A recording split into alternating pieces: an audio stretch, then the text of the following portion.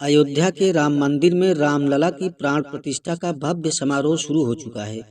प्राण प्रतिष्ठा तक हर दिन अलग अलग अनुष्ठानों का आयोजन किया जाएगा। समारोह शुरू होने से पहले देश विदेश से रामलला के लिए ढेरों उपहार आए। इस क्रम में भगवान राम की ससुराल जनकपुरी से भी उपहार आए थे।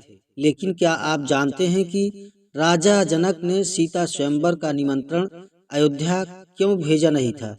अयोध्या निमंत्रण न भेजने की वजह क्या थी? अगर निमंत्रण नहीं भेजा गया था, भगवान राम जनकपुरी पहुंचकर सीता स्वयंवर में शामिल कैसे हुए? सीता स्वयंवर का निमंत्रण अयोध्या नहीं भेजने का कारण राजा जनक का बड़ा डर था।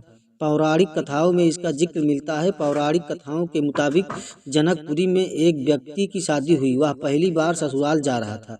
उसे ससुराल के रास्ते में एक जगह दलदल मिला। दलदल में एक गाय फंसी हुई थी जो करीब करीब मरने वाली थी। उसने सोचा कि गाय तो मरने ही वाली है और कीचड़ में जाने पर कपड़े खराब हो जाएंगे, वहीं वो दलदल में फंस भी सकता था। इसलिए वह गाय के ऊपर पैर रखकर आगे निकल गया। जैसे ही उसने दलदल को पार किया, गाय ने दम तोड़ दिया और व्यक्ति को शाप दिया कि तू जिसके लिए मुझे मरता छोड़कर जा रहा है, उसे ही देख नहीं पाएगा। अगर उसे देखेगा तो उसकी मृत्यु हो जाएगी। चली गई पति की आंखों की रोशनी। ससुराल पहुंचकर वह व्यक्ति घर की तरफ पीठ करके दरवाजे के बाहर ही बैठ गया। ससुराल के लोगों की तमाम कोशिशों के बाद भी वह अंदर नहीं गया। इस पर उसकी पत्नी ने घर के बाहर आकर उससे अंदर चलने को कहा, लेकिन व्यक्ति ने सांप के डर से उसकी तरफ देखा ही नहीं। इस पर पत्नी ने इसका कारण पूछा तो उसने गाय के सांप के बारे में बताया। फिर पत्नी ने कहा कि मैं पतिव्रता स्त्री हूँ, आप मेरी तरफ देखो, मुझे कुछ नहीं होगा। फिर व्यक्ति ने जैसे ही पत्नी की तरफ देखा, उसकी आंखों की रोशनी चली गई। वह स्त्री अपने अंधे पति को लेकर राजा जनक के दरबार में गई। उसने राजा जनक को पूरी बात बताई। फिर राजा जनक ने राज्य के सभी विद्वानों को बुलाकर समस्या बताई और गौ शाप से मुक्ति का उपाय पूछा।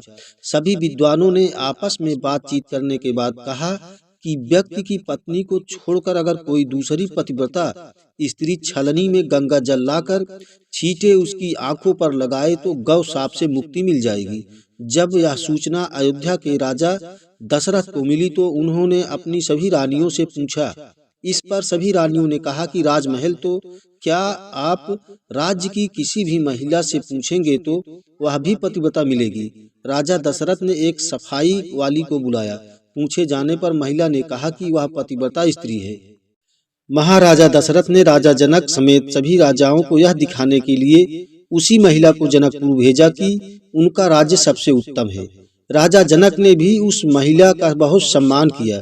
अयोध्या से आई महिला छलनी लेकर गंगा किनारे गई और प्रार्थना की कि हे गंगा माँ, अगर मैं पूर्ण पतिव्रता हूँ तो गंगा जल की एक भी बूंद नीचे नहीं गिरनी चाहिए। प्रार्थना करके उसने गंगा जल को छलनी में पूरा भर लिया और राज दरबार पहुंच गई। महिला ने व्यक्ति की आंखों पर छींटे मारे तो उसकी रोशनी लौट आई। राजा जनक ने राज सम्मान देकर उसे अयोध्या विदा कर दिया। किस बात से डर गए थे राजा जनक?